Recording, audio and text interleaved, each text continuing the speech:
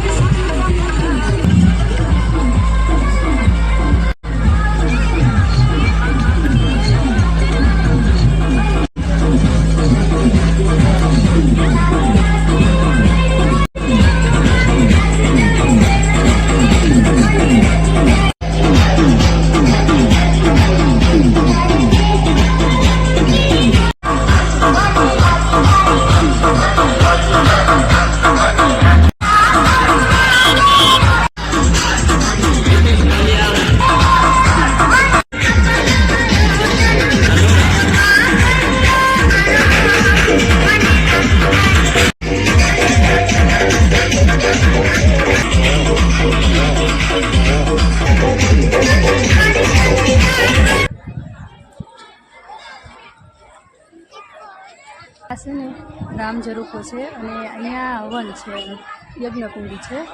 અહીંયા છે ને યજ્ઞની કાંઈક વિધિ જે હોય છે એ વિધિ અત્યારે ચાલુ છે, તો આપણે જોઈએ થોડી ઘણી વિધિ।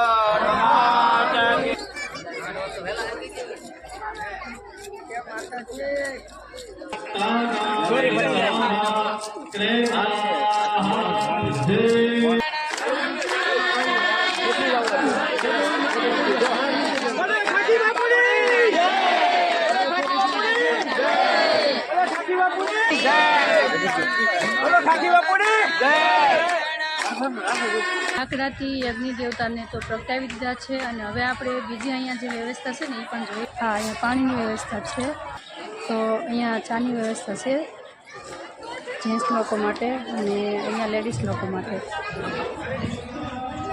અત્યારે અન્નક્ષેત્ર ચાલુ જ છે, અન્નક્ષેત્ર તો આપણે પહેલાં એ જોઈ લઈએ. જમવાનું હોય, ગમે તેટલું માણસ આવ્યું હોય તો પણ જમવાનું ખૂટે નહીં અને બધાને નીચે બેઠાડીને જમવામાં પીરસવામાં આવે છે. તો આપણે થોડુંક રસોડામાં જઈને જોઈએ કે જમવામાં શું બનાવેલું છે, કેટલા લોકો સેવા આપે છે. અહીંયા બેનો રોટલી બનાવે છે ગરમા ગરમ.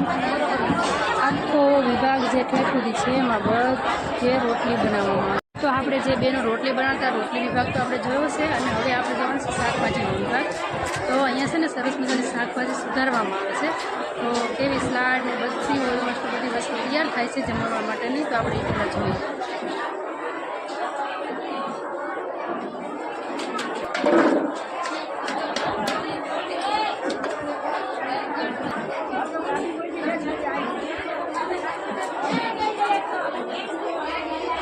અને ઘણી બધી માત્રામાં શાકભાજી બધું આવેલું છે. અત્યારે ટોપ છે.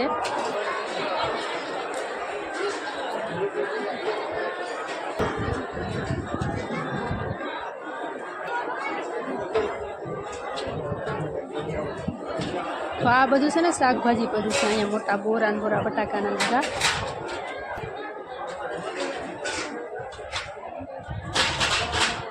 વાલોના બટાણા કાળા બટાકા પેલા છે.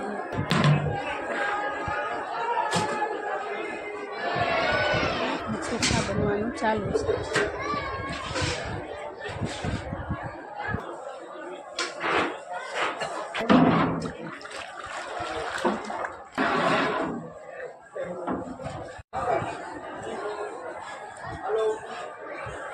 તો અત્યારે બપોરનો ટાઈમ થઈ ગયો છે અને હરિહર ચાલુ થઈ ગયું છે. અત્યારે જમણવારમાં ઘણું ત્યાં પડી ગયું છે.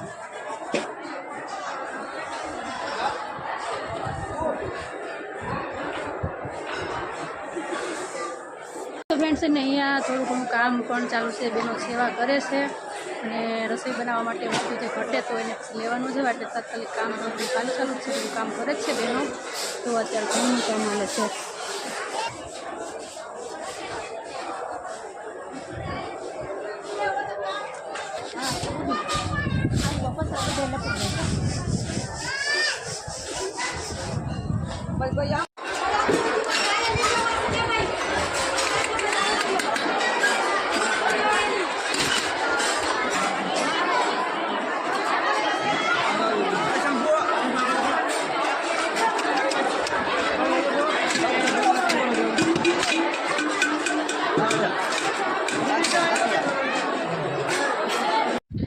તો ફ્રેન્ડ્સ અહીંયા છે ને ખાખી બાપુની પૂર્ણતિથિ નિમિત્તે 3 દિવસનો પ્રોગ્રામ હોય છે. તો જે પ્રોગ્રામ હોય છે ભજનનો, તો એના માટે સરસ મજાનો મોટો એક ડોમ બનાવેલો છે.